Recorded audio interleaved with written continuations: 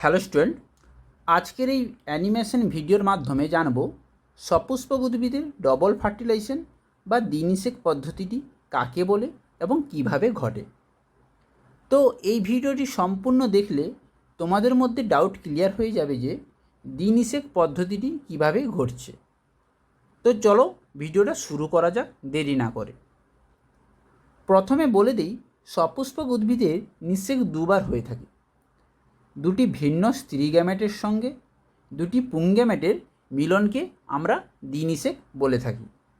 নিষেকের আগে ডিম্বকের মধ্যে কিছু পরিবর্তন ঘটে, যার ফলে সৃষ্টি হয় স্ত্রীলিঙ্গধর বা ফিমেল গ্যামাটোফাইট। এইটা বুঝে নাও কীভাবে ঘটছে। তো ডিম্বকের মধ্যে থাকে একটি স্ত্রীরেণু মাতৃকোষ, যা মিওসিস কোষবিভাজনের মাধ্যমে চারটি হ্যাপ্লয়েড স্ত্রীরেণু বা মেগাস্পোর সৃষ্টি করে। এদের মধ্যে তিনটি নষ্ট হয়ে যায়, যাদেরকে আমরা বলবো পোলার বডি, আর একটি বড় হয়ে গঠন করে স্ত্রী লিঙ্গধর বা ফিমেল গ্যামাটোফাইট বা ভ্রূণস্থলী। এবার এই ভ্রূণস্থলীর মধ্যে হ্যাপ্লয়েড স্ত্রীরেণুর মাইটোসিস দ্বারা তিনবার বিভাজিত হয়ে মোট 8টি নিউক্লিয়াস গঠন করে। এই প্রতিটি নিউক্লিয়াস একই সাইটোপ্লাজমের মধ্যে অবস্থান করে থাকে। এদের মধ্যে 3টি নিউক্লিয়াস ডিম্বক মূলের দিকে অবস্থান করে, তাদের বলা হয় প্রতিবাদ কোষ সমষ্টি বা অ্যান্টিবডাল সেলস। অপর 3টি নিউক্লিয়াস ডিম্বক রন্ধ্রের দিকে থাকে। এই তিনটের মধ্যে 2টি সহকারী কোষ আর একটি বড় হয়ে ডিম্বাণু গঠন করে। আর বাকি 2টি নিউক্লিয়াস ভ্রূণস্থলীর মাঝামাঝি মিলিত হয়ে একটি ডিপ্লয়েড নির্ণীত নিউক্লিয়াস গঠন করে। তো এইভাবে স্ত্রী গ্যামেট তৈরি হলো।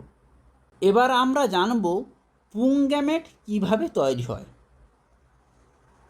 পরাগধানীর মধ্যে হ্যাপ্লয়েড পরাগরেণু নিউক্লিয়াসটি মাইটোসিস দ্বারা বিভাজিত হয়ে একটি বড় নালিকা কোষ এবং ছোট জনন কোষ উৎপন্ন করে।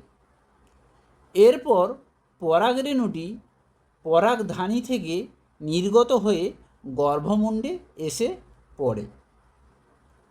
তারপর পরাগরেণুটি অঙ্কুরিত হয়ে পরাগনালী সৃষ্টি করে। এরপর পরাগনালী গর্ভদণ্ডের মধ্য দিয়ে ভ্রূণস্থলীতে এসে পৌঁছায়। এই সময় জনন কোষটি মাইটোসিস দ্বারা বিভাজিত হয়ে 2টি পুংগ্যামেট বা জনন কোষ তৈরি করে এবং ডিম্বক রন্ধ্রের মধ্য দিয়ে ভ্রূণস্থলীতে প্রবেশ করে।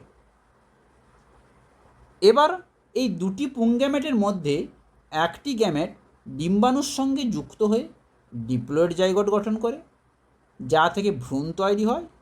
এই নিষেককে বলা হয় জেনারেটিভ ফার্টিলাইজেশন। আরেকটি পুংগ্যামেট নির্ণীত নিউক্লিয়াসকে নিষিক্ত করে দিয়ে ট্রিপ্লয়েড শস্য নিউক্লিয়াস গঠন করে।